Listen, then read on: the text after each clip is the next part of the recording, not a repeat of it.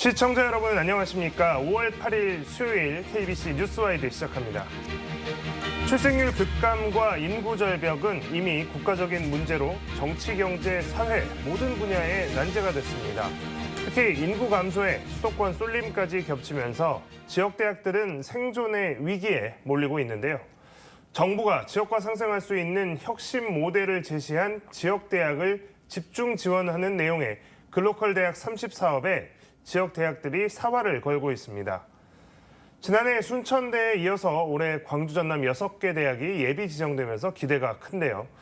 오늘은 광주 전남 지역 대학교 총장협의회장을 맡고 있는 박종구 초당대학교 총장과 함께 이야기 나눠보는 시간 갖겠습니다. 총장님 안녕하십니까? 예, 안녕하세요. 자, 먼저 저희가 이 문제 관련해서 영상 준비했는데요. 이 영상 보고 와서 이야기를 이어가도록 하겠습니다.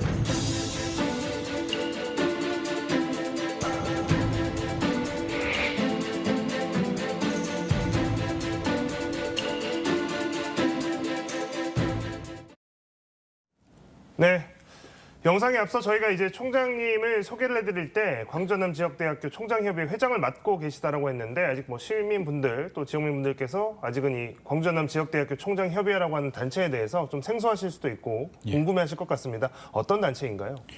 예, 광주 전남 지역에 소재하는 4년제 대학이 상호 이해를 증진하고 협력하고 현안에 공동 대처하기 위해서 2007년에 설립되었습니다. 현재 회원교는 21개 대학이고요. 국립대학, 사립대학이 혼재되어 있습니다. 회의는 2달마다 개최되는 걸 원칙으로 해서 다음 회의는 6월 달에 광주과학기술원에서 개최될 예정으로 있습니다.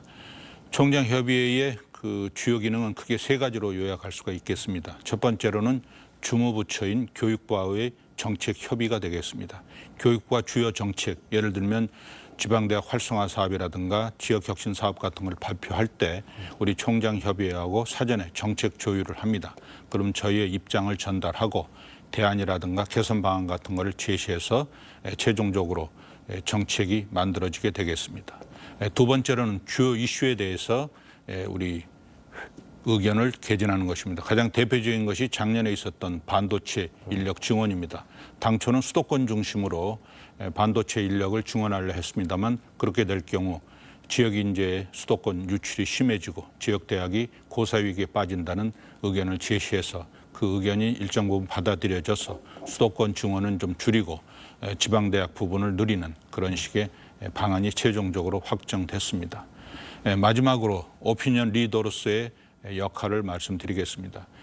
이 총장님들이 수십 년간 대학 경영을 했기 때문에 경험과 경륜이 아주 풍부합니다. 그래서 기고를 한다거나 TV에 출연한다거나 세미나, 워크숍 등을 통해 가지고 주요 현안에 대해서 활발하게 의견을 개진하고 있습니다. 예를 들면 저출산 고령화 대책이라든가 한국경제 저성장을 타개하는 방법이라든가 여러 가지 주요 현안 그리고 지역대학의 위기 문제 그리고 해법 등에 대해서 의견을 제시함으로써 오피니언 리더로서의 역할을 하고 있습니다. 앞으로 지역대학의 위기가 심해질 거라는 입장에서 볼 때 총장협의회의 역할은 더욱더 커지지 않을까 이렇게 전망하고 있습니다. 네.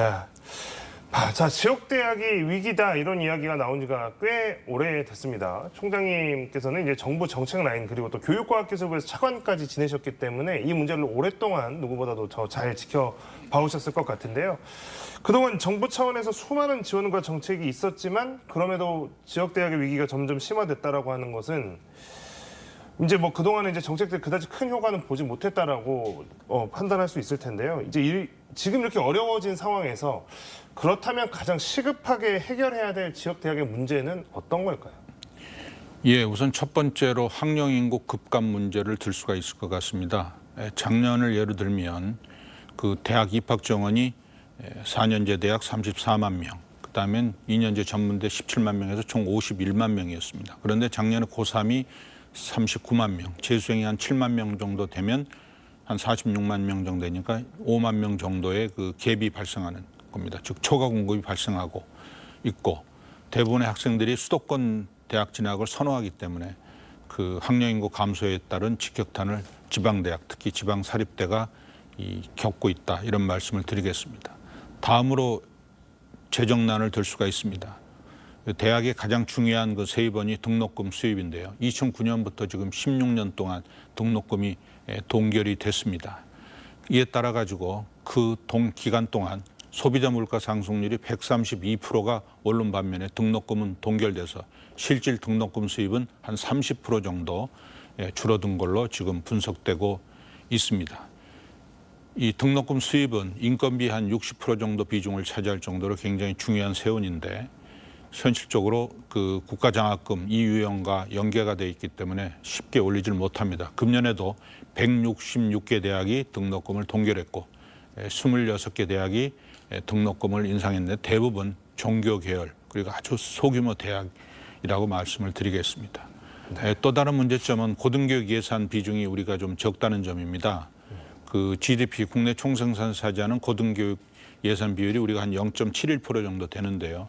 경제협력개발기구 OECD 평균이 한 1% 정도 됩니다. 즉 초중등에 비해서 고등교육에 대한 정부 투자가 좀 미흡한 수준이고 이에 따라서 지방대학이 어려움을 겪는, 재정적으로 어려움을 겪는 요인이 되고 있다, 이렇게 말씀을 드리겠습니다. 학령 인구 감소, 또 등록금의 동결, 게다가 이제 예산의 부족 문제까지 뭐 전방위적으로 좀 짚어주셨습니다. 자, 이 지역대학 소멸 문제, 지역대학 문제 해결을 위해서 정부가 지금 추진 중인 정책들이 있죠. 그 중에 하나가 지금 바로 글로컬 대학 30 사업입니다. 혁신 모델을 제시한 지역대학에 정부가 5년 동안 약 1,000억 원을 지원하기로 하는 사업인데요. 글로컬 대학, 광주 전남 지역에 6개 대학도 지금 지정이 돼 있습니다. 글로컬 대학 30 사업에 대해서 어떤 사업인지 아직도 생소하신 분들이 많을 것 같습니다. 이거 어떤 사업이라고 저희가 보면 될까요? 예, 글로컬 대학 30 사업과 관련해서 글로컬 대학은 지역 혁신을 선도하고 그다음에 지역과 동반 성장할 수 있는 그런 지역 대학을 의미합니다. 그래서 그 중에서 이제 한 30개 대학을 선별을 해가지고 5년 동안 1,000억을 지원해서 글로벌 수준의 대학으로 변신시키게 하겠다는 것이 정부의 의도입니다. 이 대학 혁신이 향후 10년에서 15년간이 마지막 그런 골든타임이라는 인식하에서 이 30개 대학을 선정함으로써 그 어려움을 겪고 있는 지역 대학을 살리기 위한 하나의 마중물로서의 역할을 하겠다 하는 것이 그 글로컬 대학 30의 그 주된 목적이고요. 구체적인 내용으로 한 3가지를 얘기할 수가 있겠습니다. 첫 번째로는 벽 허물기입니다. 학내에서의 벽 허물기. 그다음에는 지방자치단체, 지역대학 그리고 지역산업체 간의 벽 허물기. 그다음에는 국내 벽 허물기를 시도하고 두 번째로는 이 지역대학, 지방자치단체 그리고 지역산업체 간의 탄탄한 파트너십을 구축을 하고 마지막으로는 지역대학하고 지역이 동반 성장하는, 상생하는 그런 시스템을 구축하겠다 하는 것이 글로컬 대학 30의 그 기본 목적이고요. 30개 대학에 대한 지원을 통해서 지역 대학을 살리기 위한 하나의 마중물로서의 역할을 기대하고 있습니다. 네. 지금 이제 보니까 글로컬 대학 30 사업과 관련해서 광주 전남 지역 대학들이 지금 순천대가 작년에 최종 본 지정까지 됐고 올해는 지금 전남대와 동신대, 초당대, 목포과학대, 목포대, 광주보건대 이렇게 6개 학교가 광주 전남 지역에서는 예비 지정되어 있는 상태입니다. 올해 이야기를 좀 해보면 4건에 대해서 6개 대학이 예비 지정이 되어 있는데요. 이게 또 앞으로 본 지정까지가 또 남아 있고 그래서 이제 지금 지난해와 좀 비교도 해보게 되고 그래서 지금 이제 올해 이 정도가 예비 지정까지 와 있는 상황에 대한 의미를 부여해 주신다면 또 이제 본 지정까지 전망을 해주신다면 어떻다라고 볼 수 있을까요? 예, 작년에는 그 10개 대학을 선정을 했는데요. 그 국립이 7개, 사립이 3개로 국립대가 좀 우세했습니다. 금년의 경우는 작년에 예비 지정된 5개 대학 빼고 신규로 15곳이 지정이 됐는데요. 그거를 살펴보면은 사립이 강세 현상을 보이고 있습니다. 그 다음에는 그 유형별로 보면은 이 단독이 11개, 그 그다음에는 연합이 6개, 통합이 3개로 되어 있어서 있고요. 우리 쪽에서는 아까 말씀드린 전남대, 그리고 동신대, 초당대, 목포과학기술대, 연합대학 모델, 그리고 국립목포대, 그리고 광주에 있는 광주보건대의 초광역 그 연합 모델이 이번에 그 예비 지정에 포함이 되어 있습니다. 앞으로 한 3개월 정도 기간을 동안 본 보고서를 작성을 해서 최종적으로 8월 중에 10개 내외의 대학이 선정될 예정으로 있습니다. 지금 이제 방금 말씀해 주셨지만 그 지금 총장님이 계신 뭐 초당대 같은 경우에는 역시 우리 전남 지역에 있는 동신대나 목포과학기술대랑 같이 연합 모델로 지금 예.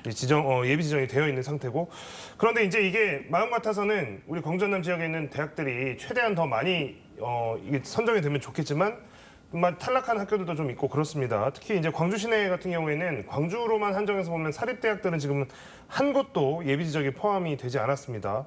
공동 신청을 해서 5+2 연합 신청을 했는데도 불구하고 선정이 되지 못한 겁니다. 그러다 보니까 이거 어떻게 해야 지정이 되는 거냐, 또 반발도 있을 수 있고 아쉬움도 클 것 같은데요.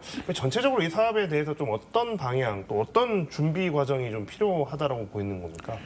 예, 그로컬 사업의 그 평가 기준은 그 혁신성이 60점, 그다음에 성과 관리 20점, 지역적 특성 20점 이렇게 구성이 되어 있습니다. 그래서 혁신성이 굉장히 중요한 부분을 차지하고 있습니다. 이번에 그 선정된 우리 쪽 학교에 대해서 좀 간략하게 살펴보면 전남대 경우는 광주 전남 간의 그 광역 캠퍼스 구축, 그다음에 중국, 그다음에 하노이 그 글로벌 혁신 체계 구축이 좋은 점수를 받은 것으로 되어 있습니다.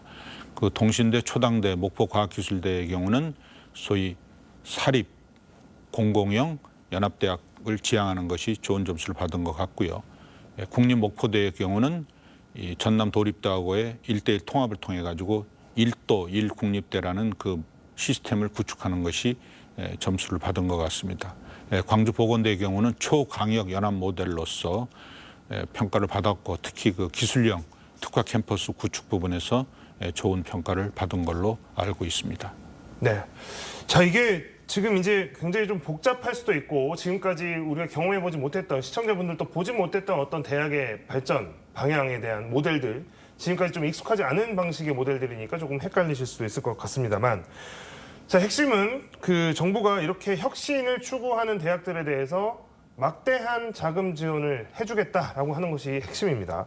정부가 지역 대학의 혁신을 위해서 엄청난 재원을 투입하는 이 글로컬 사업을 추진 중이고, 전국에 있는 모든 대학들이 사활을 걸고 뛰어들고 있습니다만, 현실적으로는 예비 지정된 20곳 33개 대학입니다. 그러니까 여러 모델을 포함해서. 이 중에서 이제 21개 대학, 63% 정도가 지난해 신입생을 다 채우지 못한 것이 또 현실입니다. 급격한 인구 학생 감소 속에서 자연스럽게 도태될 대학인데 무리하게 국고 투입하는 거 아니냐는 지적도 나오고 있는데요. 냉정하게 말을 해서 이제 경쟁력이 떨어지는 학교들까지도 국비를 투입해서 억지로 살리려고 하는 거 아니냐라는 비판이 한쪽에서 엄연히 존재합니다.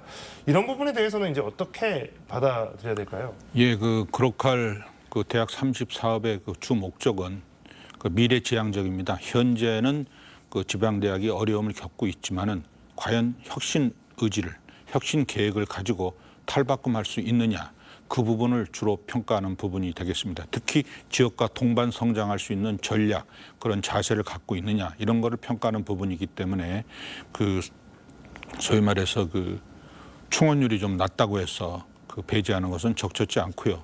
그 교육과 말한 것처럼 그로컬 대학 30은 그 지역 혁신, 대학 혁신을 위한 마지막 그런 수단이다. 마중물로서 역할을 한다는 점을 인식하면은 많은 대학한테 기회를 주고, 그 대학이 제시한 그런 실행 계획서가 과연 타당한 건지, 실천 가능한 건지, 대학의 의지가 과연 충분히 있는지, 그리고 지역과 상생할 수 있는지, 지역 정도형 인재를 양성할 수 있는 구체적인 전략이 포함되어 있는지, 국제화 전략이 제대로 갖춰져 있는지, 외국인 유학생이 늘고 있는 상황에서 외국인 유학생 유치 및 정주 전략이 제대로 갖춰져 있는지, 이런 구체적인 청사진을 보고 평가하는 것이기 때문에 모든 대학에게 문호를 개방하는 것이 바람직하지 않느냐, 이렇게 생각하고 있습니다.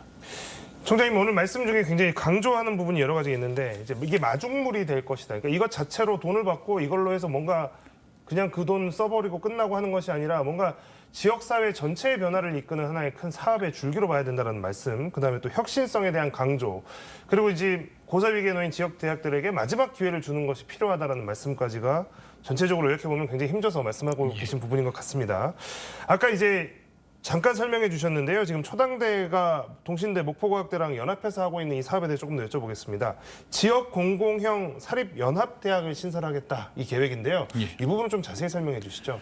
예, 기본적으로 그 사람과 기업이 모이는 전남을 추구하기 위해서 좀 전에 말씀드린 그 공공형 그 사립 연합대학 모델을 추구하고 있습니다. 구체적으로 UCC 모델이라고 하는데요. UCC는 유니버시티 커뮤니티 콜라보레이션의 약자입니다. 즉 지역과 지역대학이 같이 동반 성장하는 그런 모델이 되겠는데요.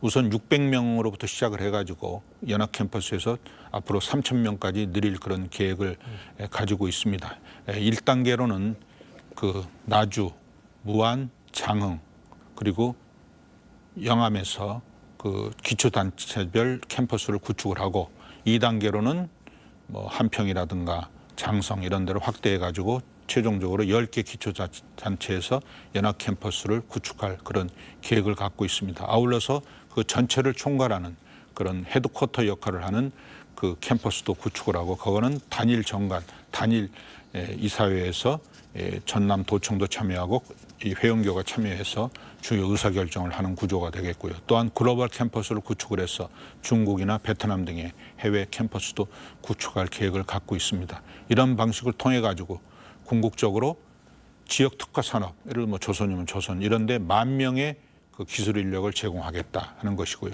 지금 가장 큰 문제가 되는 게 졸업하면 다 서울로 수도권으로 빠져버리지 않습니까? 그런 지역 정주 인력 비율을 50%까지 늘리겠다 하는 거고요. 이를 위해서 UCC 펀드라 해가지고 3,000억을 조성을 해가지고 이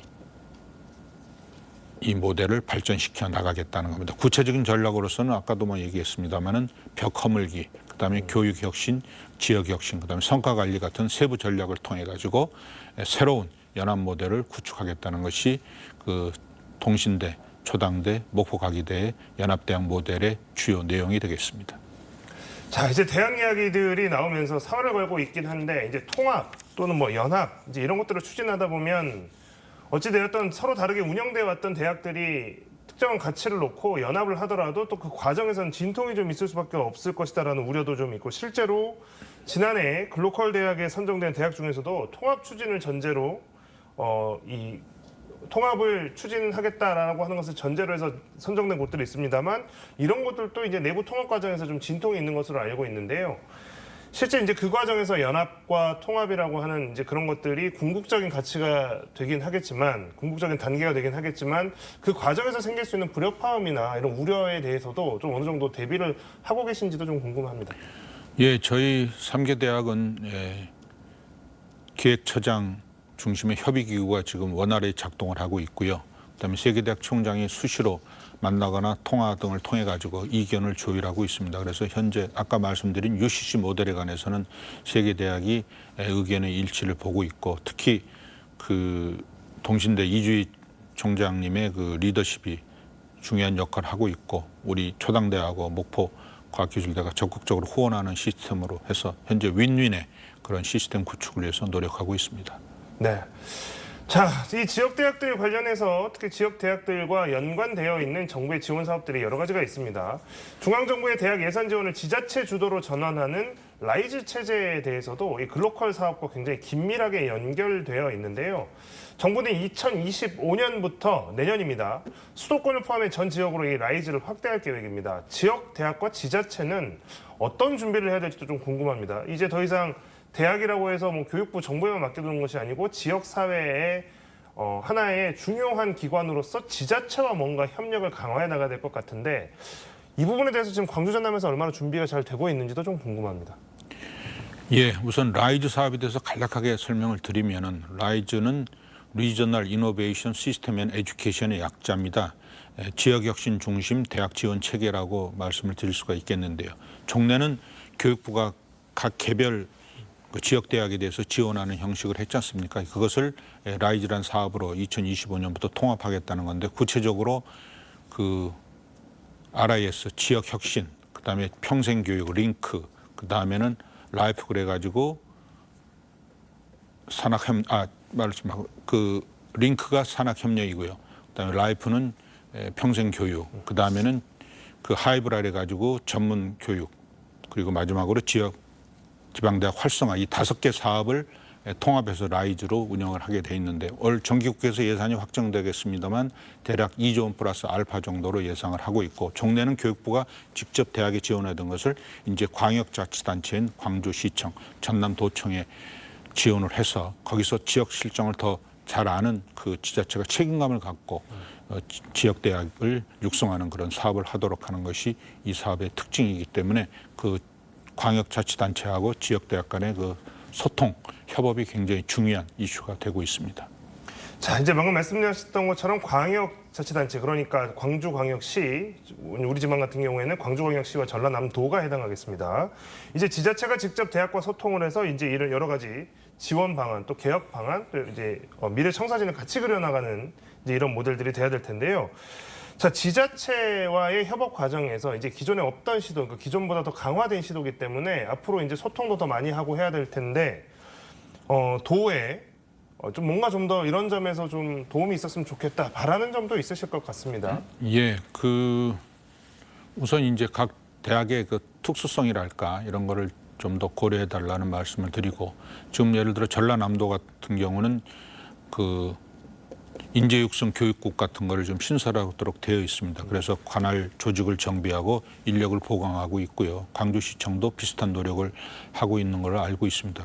따라서 그 교육부에서 넘겨받은 재원을 토대로 해가지고 우선순위가 있는 지역 특화적인 그런 프로젝트에 중점 투자를 해서 그 지역 대학의 경쟁력을 높이는 그런 역할이 돼주기를 기대하고, 그런 면에서는 지역 대학과 그 광역자치단체 간의 소통, 그리고 그 원만한 그 파트너십 구축이 이 사업 성패를 좌우한다, 이렇게 말씀드리겠습니다. 네. 자, 이제 최근 이슈가 되고 있는 또 교육 문제 하나 관련해서 이야기를 나눠보고 싶습니다. 최근 의대 정원을 둘러싼 의정 갈등이 장기화되고 있는데요. 우리 지역에서는 전남권의 국립의대 유치를 놓고 지역 안에서 또 갈등이 일어나고 있는 상황입니다. 전남은 17개 전국 광역시도 중에서 유일하게 의과대학이 없는 지자체죠. 지난 3월에 전남 민생토론회에서 윤석열 대통령이 전남 지역에 국립의대 신설을 추진하겠다고 했습니다. 전남의 국립의대 신설이 그 필요성에 대해서는 크게 이제 이견은 없는 상황, 정부도 큰 이견은 없는 것 같은데, 저희 지역 대학의 여러 사정을 들어보시다 보니 이 전남의대 신설과 관련해서는 좀 어떤 입장이신지도 궁금합니다. 다른 이제 총장님 분들 전체적으로 대학들이 어떤 입장인지도 좀 궁금합니다. 예, 전국 17개 광역시도 중에서 유일하게 국립대학이 없지 않습니까? 지난 1990년에 목포대가 의대 신설을 건의한 바도 있습니다만 35년이 흘렀습니다만 여러 정보가 바뀌었지만 아직 국립의대가 신설이 안 됐습니다. 김영록 지사님께서 200명 규모의 국립의대 신설안을 제시를 했기 때문에 이번에 상당히 그 의대 신설의 가능성이 높다, 이렇게 생각을 하고, 그거를 달성하기 위해서 우리 180만 전라도민이 총력을 다해서 의견을 모아야 된다고 생각하고요. 지금 공모를 비롯한 여러 가지 그 선정 방안이 지금 논의가 되고 있기 때문에 빠른 시간 내에 이 합의점을 찾아가지고 200명 규모의 국립대학이 빨리 신설될 수 있도록 총력을 다해야 되겠다고 생각을 합니다. 왜냐하면은 좀 전에 사회자님도 말씀하셨겠지만은 지금 전남 지역의 의료 환경이 대단히 나쁩니다. 이 상급 종합병원이 전남 화순병원 하나밖에 없기 때문에 많은 분들이 소위 원정 진료, 원정 수술을 받게 되어 있습니다. 2023년 국립중앙의료원 자료에 따르면은 원정 진료받는 비율이 74.8%로 전국 최고 수준입니다. 그다음에 의료 인프라도 굉장히 미흡하고, 특히 필수 의료인 산부인과라든가 이런 것이 턱없이 모자라지 않습니까? 네? 그래서 보통 우리가 얘기하는 의료 사막, 소위 메디컬 데저트라 그러는데 병원이 없어가지고 몇 시간씩 가야 되는 그런 현상이 발생하기 때문에 그런 의미에서도 빨리 그 의대 신설이 필요하다. 무엇보다도 전남의 경우 65세 이상 고령 인구 비율이 26.1%로 전국에서 제일 높습니다.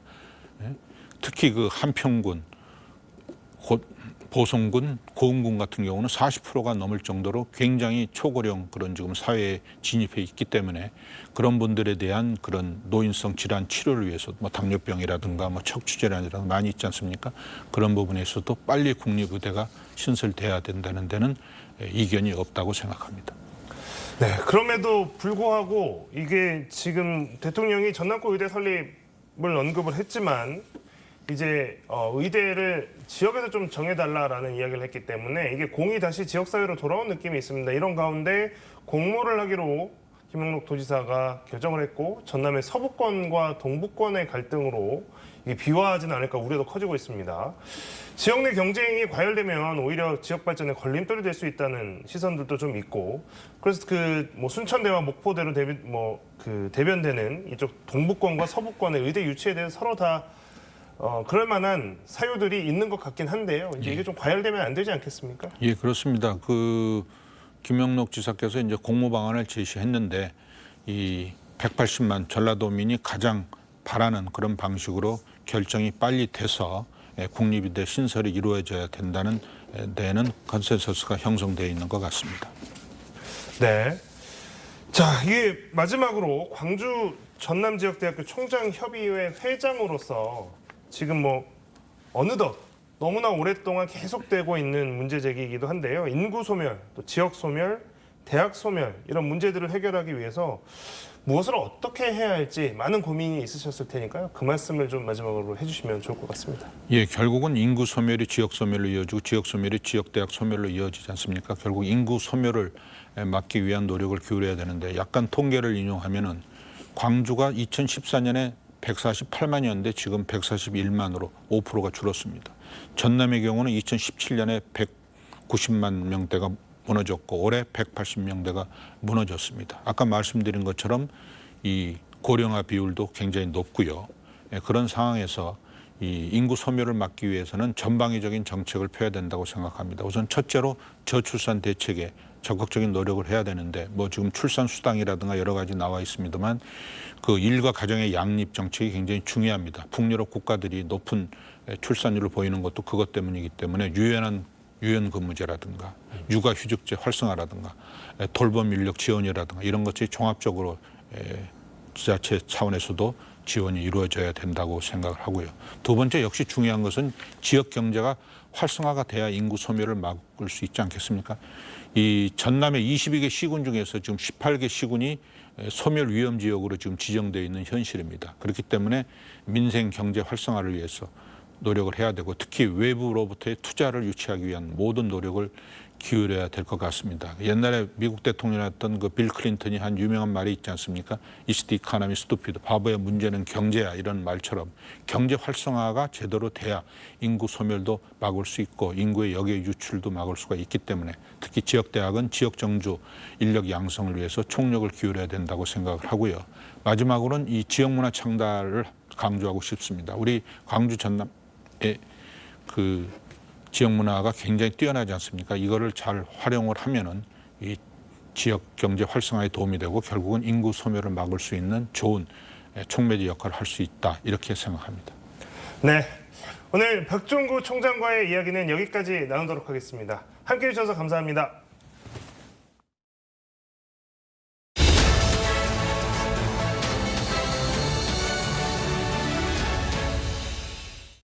서울광역방송센터입니다. 윤석열 대통령이 내일 오전 용산 대통령실에서 취임 2주년 기자회견을 합니다.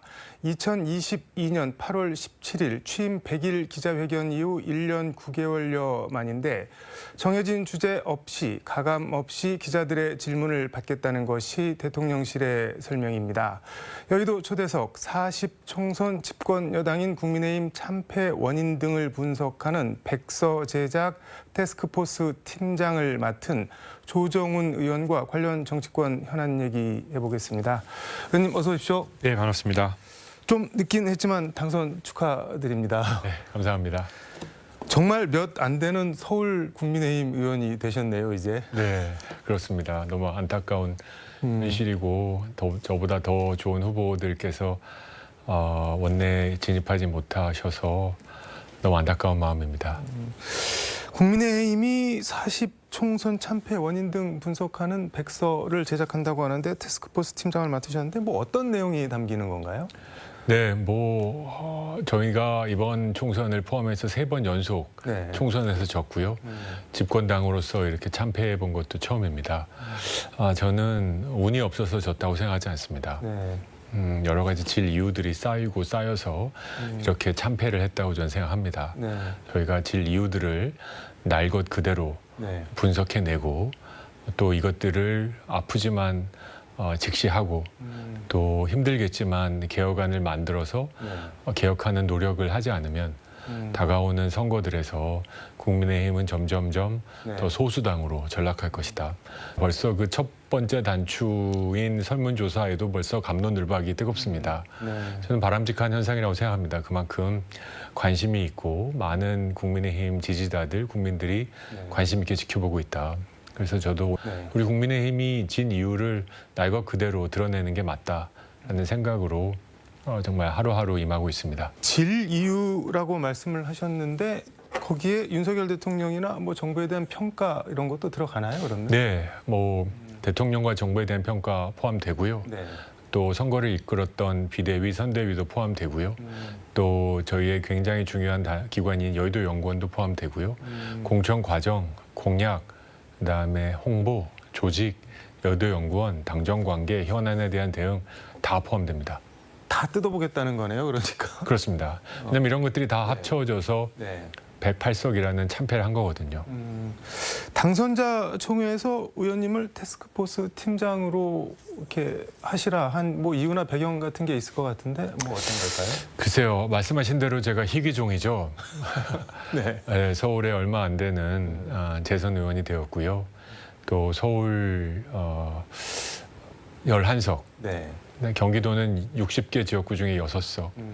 이 서울 수도권에서 저희가 다시 한번 어떻게 하면 과반을 얻을 수 있는가에 대한 고민이 이번 태스크포스의 중심이 되어야 된다는 생각과 네. 제가 작년에 시대전환과 국민의힘이 합당하면서 들어온 신입사원이거든요.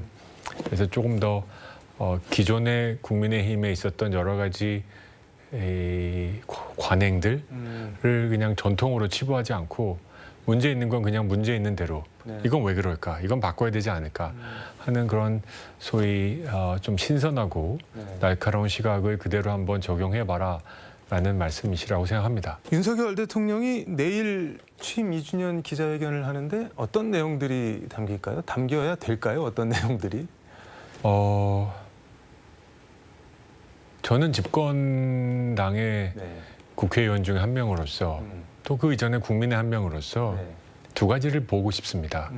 하나는 대통령으로서 네. 남은 3년 뭘 할 것인가를 듣고 싶습니다. 네. 우리 국가와 국민을 위해서 남은 3년을 어떻게 하실지 네. 당장 닥친 의대 현안부터 시작해서 네. 뭘 하겠다는 내용들을 중심으로 듣고 싶습니다. 적지 않은 기자님들이 그럼에도 불구하고 특검, 여사님 얘기 여러 가지 질문하지 않겠습니까? 그 질문에 대한 대응으로서는 저는 허심탄회하고 네. 좀 솔직하고 어떻게 보면 겸손한 태도가 기대된다고 생각합니다. 대통령 2년 해보시니 쉽지 않았다. 열심히 하려고 했는데 부족했다. 국민 이기는 정치 없습니다. 네. 민주주의에선 그렇죠. 방향은 옳았지만 하는 일을 처리해가는 방식이 국민들 보시기에 부족했다 하시면 부족한 겁니다.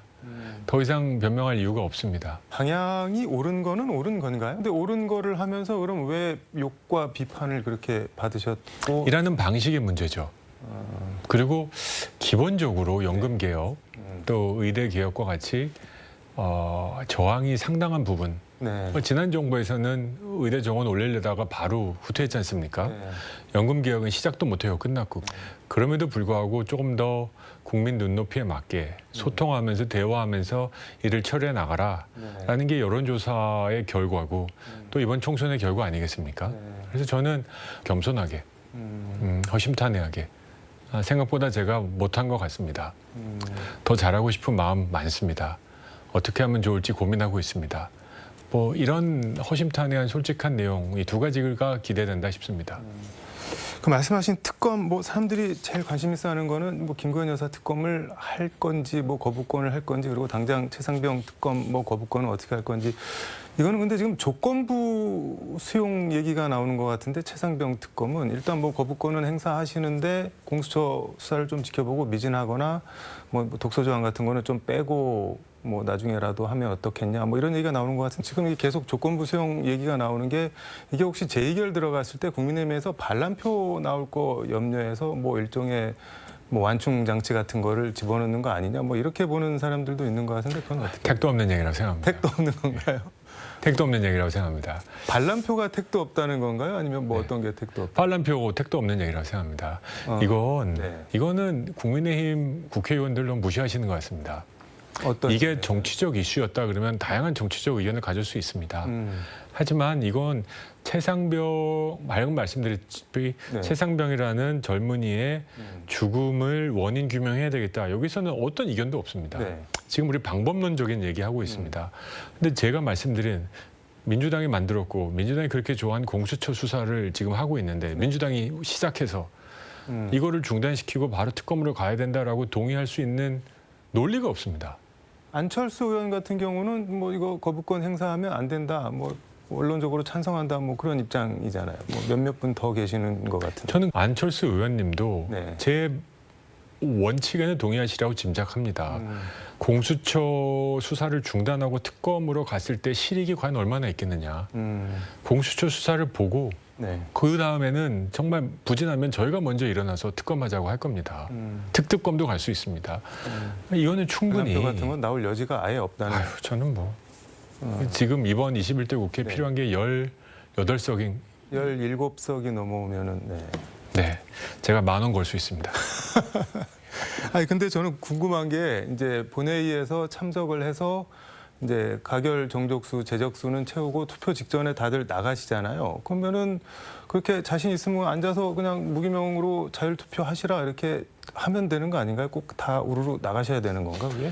방법론적으로 반대표를 던지는 게 옳을지 투표에 참여할 게 네. 투표에 참여하지 않고 퇴장하는 게 옳을지는 뭐 원내대표와 지도부에 맡기는 얘기입니다. 뭐 효과는 똑같으니까. 네. 근데 국민들 보시기에 앉아서 반대표 던져라 하는 게 옳으면 그것도 고민해 볼 수 있다 생각합니다.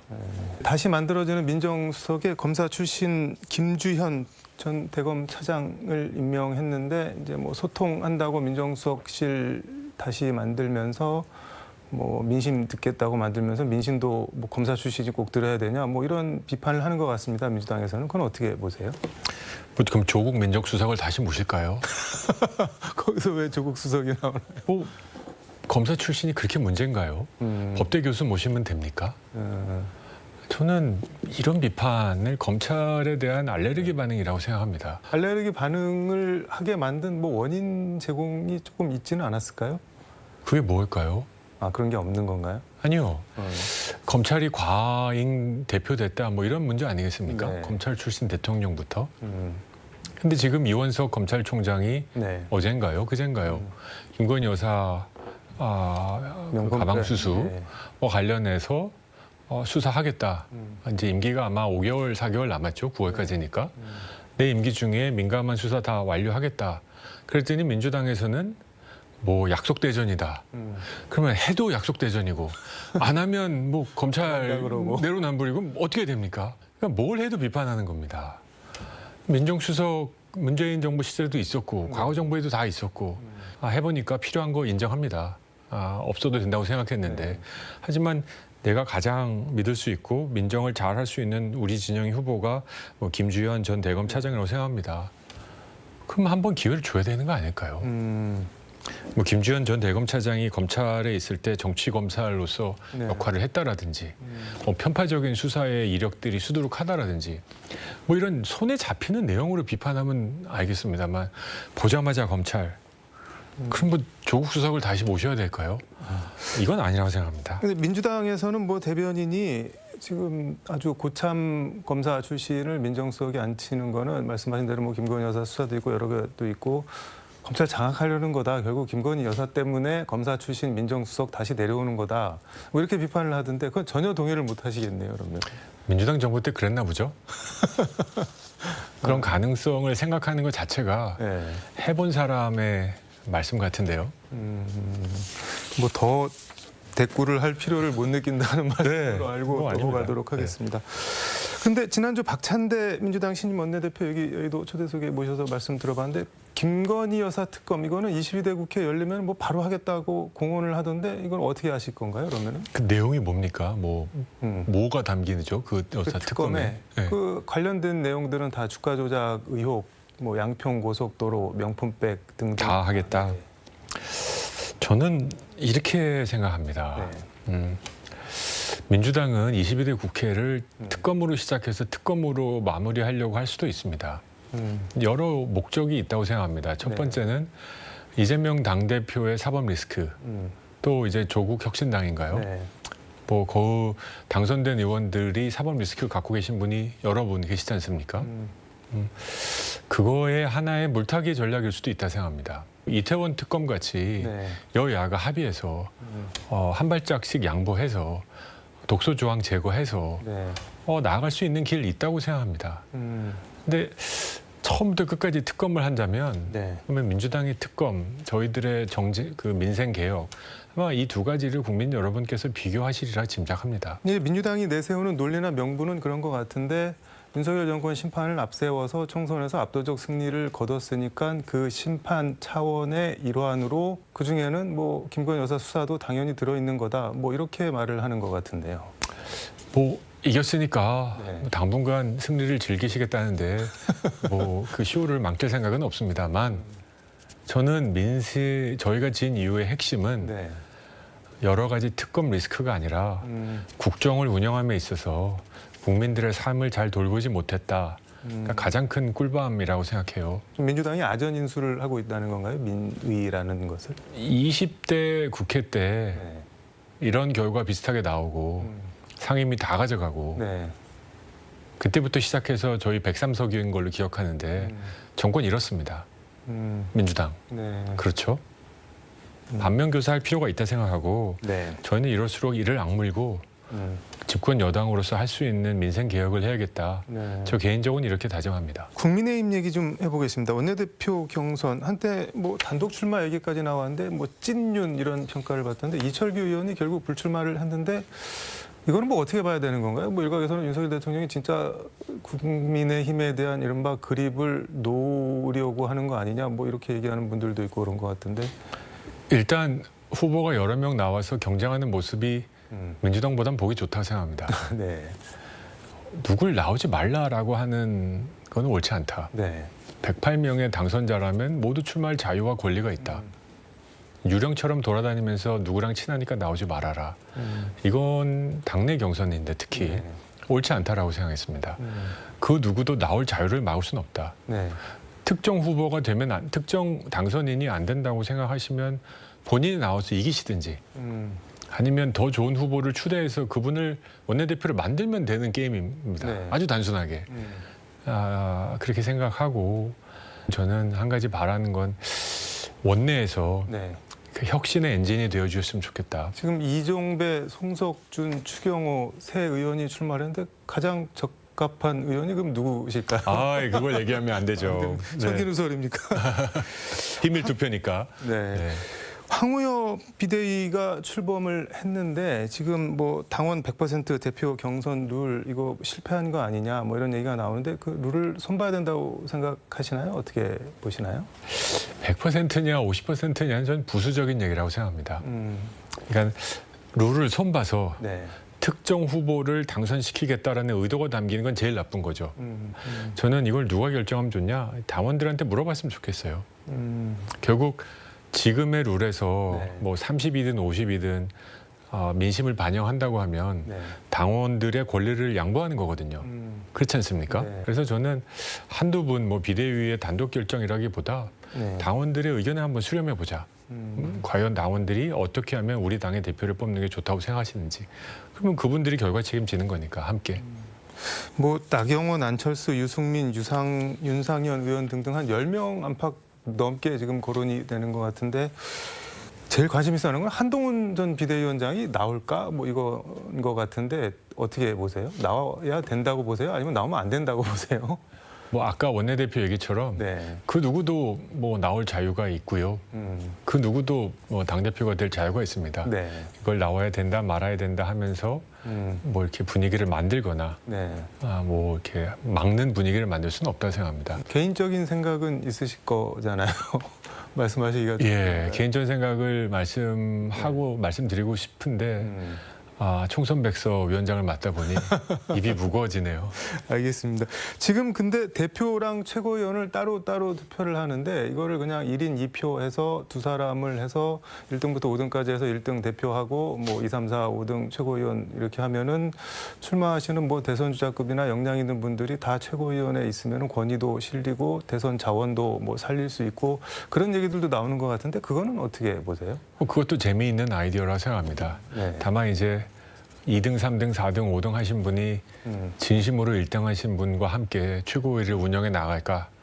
아니면 소위 봉숭아 학당처럼 자기 길로 또 우리 당과 최고위를 이렇게 다른 방향으로 끌고 나갈까? 네. 현실적인 고민도 한 번은 필요하다. 하지만 말씀하신 대로 저희가 스피커 수가 네. 적지 않은데 뭐 민주당의 경우는 이재명 시작부터 끝까지 이재명 한 분인데 네. 저희는 복수의 잠재적 대선 후보군이 있기 때문에 이분들의 정치력을 발휘할 수 있는 기회가 많아지는 건 우리 당으로서 나쁘지 않다. 당을 그냥 완전히 환골탈퇴하는 차원에서 뭐 의원님도 당대표를 하시는 게 뭐 어떠냐 뭐 이런 의견도 있는 것 같은데 뭐 여건과 상황이 그렇게 흘러가면은 그렇게 하실 수도 있는 건가요? 어떻게 되는 건가요? 글쎄요, 지금으로서 네. 백서 저 한 가지 머릿속에 이제 잠을 설칠 정도로 한 가지 생각밖에 안 듭니다. 요새는 다시는 지고 싶지 않다. 다시는 지고 싶지 않은 정당이 되기 위해서는 우리가 뭘 해야 되는가? 네. 거기에만 지금 집중하고요. 그 개혁안이 나오면 그 개혁안을 누가 잘 실천하고 실행할 수 있는가? 그건 이제 다음의 숙제라고 생각합니다. 이렇게 물어보면 좀 뭐 질문이 그런 것 같기도 한데 왜 국민의힘이 그럼 이겨야 되는 건가요? 다시는 지고 싶지 않다고 하시는데. 저는 네. 국민의힘이 상징하는 가치들, 음. 국민의힘이 지향하는 자유민주주의가 네. 민주당이 상징하는 가치 잘 모르겠습니다만 보다 우리 대한민국의 운영에 그리고 대한민국 미래에 도움이 된다고 확신합니다. 네. 민주당처럼 네. 진보라고 하면서 또 좌파라고는 안 하는 이런 상호 충돌적인 정치 네. 그리고 시장 경제에 대한 뭐라 그럴까요? 무시 또는 파괴 네. 또 중국의 쉐쉐만 하면 된다고 생각하는 사대적인 외교에 대안이라 놓고 봤을 때 네. 저는 뭐 1초도 생각할 필요가 없다고 생각합니다. 제가 합당한 이유기도 하고요. 대한민국이 어느 방향으로 나아가야 되는지에 대한 비전과 방향성을 놓고 봤을 때 네. 저희는 자유민주주의와 한미동맹에 기반을 둔 강한 외교입니다. 민주당은 무엇인지 잘 모르겠습니다만 제가 알고 있는 그런 생각들보다는 저희 정당의 미래가 저희 정당이 꿈꾸는 비전과 철학이 네. 잘만 국민들에게 설득된다면 더 많은 기여를 할 수 있는 철학과 사상이라고 생각합니다. 알겠습니다. 백서 나오면은 한 번 더 모셔서 말씀을 좀 들어보도록 하겠습니다. 오늘 여기까지 듣도록 하겠습니다. 고맙습니다. 감사합니다. 지금까지 서울광역방송센터에서 조정훈 국민의힘 의원과 함께 전해드렸습니다.